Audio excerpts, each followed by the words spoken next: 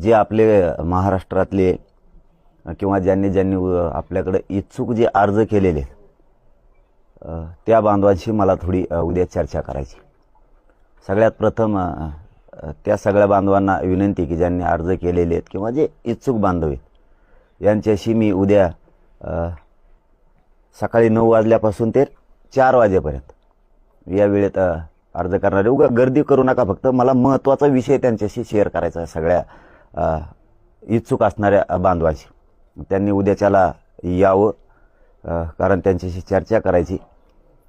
कोणी असं काय म्हणजे मनात धरू नका की आपलं काय तिकीट फायनल होणार हे का काय का, फक्त उद्या जे इच्छुक आहेत त्यांच्याशी मला प्रथम चर्चा करायची।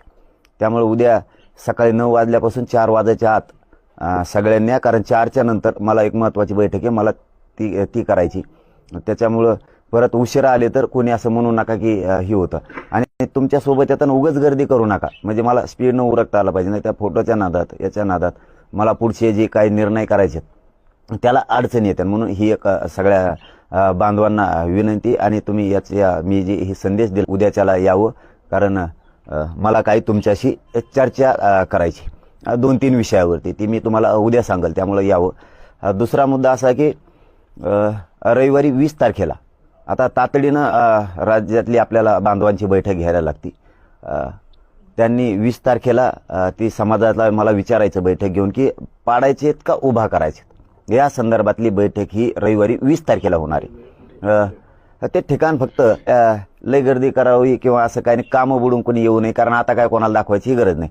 म्हणजे माझ्या समाजाला विनाकारण मला आता इथून पुढे खर्चात पाडायचं नाही, कारण आपली शक्ती काय ही आता तुम्ही नारायणगडावर दाखवलेली। त्यामुळं काय बैठका घ्यायच्यात आणि समाजाची शक्ती कोणाला तरी दाखवायची किंवा शक्ती प्रदर्शन करायचं काही गरज नाही। सगळ्याला कळलंय आता मराठा काय करू शकतो आणि मराठा किती एकजूट आहे। त्यामुळे आता बार बार मराठ्याला पळविण्यात काही अर्थ नाही। पण असं त्याचा अर्थ घेऊ नका की आम्हाला बैठकीला यायचं होतं, तुम्ही येऊ नका म्हणलात म्हणून आलो नाही। ज्यांना शक्य आहे ते सगळे या, कारण मला समाजाला विचारून तो निर्णय करायचा आहे। त्यामुळं 20 तारीख सकाळी मात्र आपण 9-10च्या दरम्यान यावं, कारण 10ला बैठक स्टार्ट करायची आणि ती सुद्धा 4ला संपवायची। तुम्हाला सलग तितका वेळ बसायचं, कारण ती खूप व्यापक करायची, कारण आता नुसतं बोलून चालणार नाहीये, पाडायचे आहेत का उभा करायचे यावर सखोल चर्चा करायची। त्यामुळे येताना जेवणाचे डबे पण घेऊन या, आपण आपल्यातच सगळेजण दुपारची जेवणाची पार्टी करू, डबे पार्टी, आणि पुन्हा बैठक सुरू, म्हणजे हलायचंच नाहीये। या भूमिकेतून सगळ्यांना यायचं, कारण अंतिम निर्णय बाहेर काढायचा। दिवस आपल्या हातात कमी आहेत, लढायचं म्हणले तरी कमी आहेत, पाडायचं म्हणले तरी पण कमी आहेत, कारण तिथून पुढं 3 दिवस उमेदवारी अर्ज भरायला राहत आहेत, आणि पाडायचं म्हणलं तर मग काय अडचणच नाही। पण पुन्हा हे सांगतो की सावध राहा, हे तुम्हाला 3 महिन्यापासून सांगतोय मी, आज नाही, जशी लोकसभा झाली तसं सांगतोय। ते उमेदवार द्यायचे नाही द्यायचे, कोण एक जण द्यायचा ठरवायचं ते होईल किंवा पाडायचं होईल, पण कागदपत्र सगळेजण तयार राहू द्या। लय झालं तर खर्चच वायाला जाईन कागदपत्र काढल्याला, ही मी 3 महिन्यापासून सांगतोय। त्याच्यामुळे कदाचित जर 20 तारखेला काही लढायचं ठरलंच तर फॉर्म भरायला तुम्हाला 23 तारखेमध्ये तिथून पुढे 3 दिवस आहेत, म्हणजे अडचणी उभा राहणार नाहीत। आणि पाडायचं ठरलं तर तुमचा खर्चच वायाला जाईल ते कागदपत्र काढल्याला। फक्त एक गोष्ट सगळ्या बांधवांनी लक्षात असू द्या, 20 तारखेला सकाळी 9 वाजल्यापासून किंवा 10 वाजल्यापासून ही बैठक मुख्य विषयाला हात घालून सुरू होणार आहे, ती 4 वाजेपर्यंत, कारण याच्यावरती आपल्याला सखोल चर्चा करायची। त्यामुळं प्रत्येक बांधवानं येताना डबा घेऊन या जेवणाचा। आम्ही ती जागा ठिकाण बघतोय, पण ठिकाण ही आता धरून चाला की फिक्स अंतरवाली आहे, इथंच ही बैठक होणार आहे आणि अंतिम निर्णय समाजाला विचारून काढला जाणार आहे। येताना सगळ्या बांधवांना कामं बुडून कुणी येऊ नका, कारण बैठक लहान काय झाली मोठी काय झाली आता हे काय दाखवायची गरज नाही। घराघरातला राज्यातला सगळा मराठा एकतर्फी, त्याची काळजी नाही। आणि आपण सगळ्या लढायचं ठरलं सगळ्या जाती धर्मालाही करणार आहे, आणि पाडायचं बी ठरलं तरी सगळ्या जाती धर्माला त्याच्यात न्याय दिला जाणार आहे। या हिशोबानं आपलं जो काही विषय ठरवायचा ते ठरवला जाणार आहे। त्याच्या आधीचा पहिल्या क्रमांकाचा विषय म्हणजे सगळ्या जे इच्छुक उमेदवार यांच्याशी मला थोडीशी चर्चा महत्त्वाची करायची। त्यामुळं तुम्ही सगळ्यांनी उद्याच्याला 9 वाजता अंतरवालीला या, ही सगळ्यांना माझी विनंती आहे। कारण हे दुसऱ्या मुद्द्यात जो विषय लढायचेत का पाडायचेत, पहिला ते सांगितला, दुसरा की लढायचेत की पाडायचेत, याच्यात मला समाजाला काही 20 तारखेला जी बैठक होणार आहे याच्यात मला समाजाला परिणाम दुष्परिणाम दोन्ही आधी सांगायचेत, म्हणजे फायदे तोटे हे पण सांगायचे. त्याच्यावरती समाज जो डिसिजन घेईल हेच करायचं. त्याच्यात तुमच्याही समाजाच्या तुमच्या शब्दाच्या पुढं मी जाणार नाही, तुमच्याही पुढे 4 पावलं मी असणार आहे, त्याच्यात काही दुमत नाही. पण चर्चा मात्र घाई गडबडीत गोंधळात करायची नाही. गडबड नुसती एकाला ऐकायला मिळालं दुसऱ्याला मिळत नाही लागला, एखाद्याने एक शब्द टाकला तर त्या शब्दावर अर्धा घंटा विचार करायचा आपल्याला, नंतर डिसिजन घ्यायचं. कारण आता खूप मोठे मैदान आपल्याला मारायचं, किंवा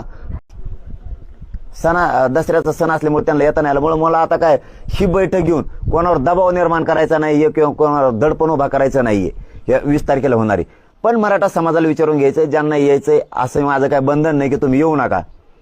ज्यांना ज्यांना शक्य आहे ते या, त्या बैठकीत निर्णय घ्यायचा आणि सगळ्याला यायचं तर सगळे या असंही काय नाही.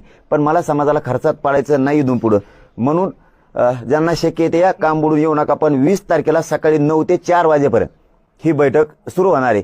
जेवणाची काही राळ होऊ नये, अडचणी होऊ नये म्हणून येताना डबे पण आपण आपले घेऊन या. व्यवस्था केलीच जाणार आहे, समाज आपला व्यवस्था करतोच, एकाही माणसाला उपाशी मरू देत नाही. पण तरी आपलं तयारी नाही, कारण ती दिवसभर उभा करायचं. मग मात्र त्या दिवसापासून सलग 40 दिवस आपली कसोटी सुरू झाली म्हणून समजा, हे समाजानं समजून घ्या. पत्रकार परिषद झाली महायुतीची, त्याच्यामध्ये मुख्यमंत्री एकनाथ शिंदे, देवेंद्र फडणवीस आणि अजित पवार होते. मुख्यमंत्र्यांनी तुम्हाला असं आवाहन केलंय की देणारं कोण आणि फसवणारं कोण हे समजून घ्यावं तुम्ही. ठीक आहे, आता त्या विषयावर बोलायचंच नाही आम्हाला, आता विषय वेगळा आहे. कारण आता मराठा आरक्षण विषयावर बोलून उपयोग नाही. आता काय समाजाला कळतंय, समाजाला सगळं माहिती आहे. केशीत किती फायदा झाला, 1 लाख 1.5 लाख पोरांचा फायदा झाला आमचा केशीत. 1.5 लाख पोरावर केसेस केला. खूप फडणवीस साहेबांनी चांगला फायदा केला आमचा. तो नॉन क्रिमिनल निघाणात पोरांच्या आमच्या ही एक खूप छान फायदा केला त्यांनी. फुकट केसेस लय मोठ्या केल्या, ह्यो फायदाच आहे का? आमचे हजारो पोरावर केसेस झाल्या, त्यांना आता नोकरीत जाता येईना. देवेंद्र फडणवीसांनी ते उपकार केला मराठीवर, ही केस केली, ही फायदाच आहे का आमचा? आमच्या डोक्यात गोळ्या घातल्यात, ह्यो आमचा फायदाच आहे का? सगळ्या सोयरींची अंमलबजावणी लागू नाही झाली, ह्यो फायदा आहे का? देवेंद्र फडणवीसांनी आमच्या सगळ्या सोयरीची अंमलबजावणी होऊ दिली नाही, ह्यो फायदा आहे का? सातारा संस्थांचं गॅजेट, बॉम्बे गव्हर्नमेंटचं, हैदराबादचं गॅजेट फडणवीस साहेबांनी लागून होऊ दिलं नाही, ह्यो काय आमचा फायदा आहे का? आम्हाला महाविकास आघाडीकडून लिहून आणा म्हणले आणि आता 15 जाती ओबीसीच्या आरक्षणात घातल्या आणि आमच्या पोरांचं वाटोळं केलं, हे आमचा फायदा आहे का? ईसीबीसीचं आमचं आरक्षण मागितलं नाही तरी आमच्यावर ते लादलं, आमचं ईडब्ल्यूच घातलं, त्यातून लाखो पोरं आरक्षणातून बाहेर पडले ईडब्ल्यू झोन, ह्यो फायदा आहे का आमचा? 8,000 पुरावे हैदराबादला सापडलेत, ते आणू दिले नाहीत फडणवीस साहेबांनी, ह्यो आमचा फायदा आहे का? आमच्या मराठा आरक्षणासाठी शेकडो पोरांचे बलिदान गेलेत, त्यांचे कुटुंब उघड्यावर पडले, त्यांचं जीवन उद्ध्वस्त करायचं काम सरकारने आरक्षण दिलं नाही, फडणवीसांनी दिलं नाही म्हणून ते बलिदान गेले, ह्यो फायदा आहे का आमचा? आम्ही ओबीसीत असून 83 क्रमांकाला कुणबी आणि मराठा एक आहे, तो JR काढला नाही देवेंद्र फडणवीसने, ह्यो आमचा फायदा आहे का? मराठ्यांच्या आंदोलनापुढे ओबीसीच्या आंदोलन बसवले देवेंद्र फडणवीसने, ह्यो आमचा फायदा आहे का? गावागावात आम्ही सुखानं राहत होतो, एकमेकावर माया करत होतो, प्रेम करत होतो. ओबीसी तहसीलदार देत नाहीये, फडणवीसांनी ते रोखलेत, ह्यो आमचा फायदा आहे का? एसीबीसीचं आरक्षण दिलं, त्याला ओबीसीच्या सवलती दिल्या नाहीत सगळ्या, फडणवीसांनी त्या सगळ्या ओबीसीच्या सवलती मराठ्यांना लागू केल्या नाहीत एसीबीसीला, ह्यो फायदा आहे का आमचा? एसीबीसी आरक्षण मिळायच्या अगोदर ईडब्ल्यूसी मधून पोरांनी फॉर्म भरले होते, राज्यापासून केंद्रापर्यंत ते पोरं आता त्यांचे फॉर्म रिजेक्ट करायला लागलेत शिक्षणात सुद्धा. हे देवेंद्र फडणवीसने काम केलं, हे आमचा फायदा आहे का? नॉन क्रिमिनलची मर्यादा ही ओबीसीसाठी वाढवली देवेंद्र फडणवीसांनी, मराठ्यांच्या ईसीबीसी साठी वाढवली नाही, हे आमचा फायदा आहे का? फायदा नेमका केला काय? मुलींना मोफत शिक्षण केलं, त्याच्यात आमच्या पोरी बसत नाहीयेत. घरकुलाची यादी आली ओबीसीच्या कुणबी मराठ्यांना, त्याच्यामध्ये ओबीसीत घरकुलं दिले जात नाहीत. ही देवेंद्र फडणवीसांचा फायदा केला काय? शेतकऱ्याला तुम्ही सरसकट कर्जमाफी देऊ म्हणले होते. या देवेंद्र फडणवीसांनी शेतकऱ्यांची कर्जमाफी केलीच नाही.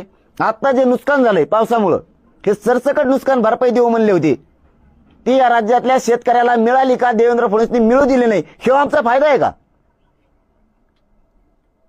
आम्हाला आरक्षण देताना 15 जातीनं त्यांनी हात घातल्या, फडणवीसांनी ते लिहून घेतलं का? म्हणजे त्यांचा फायदा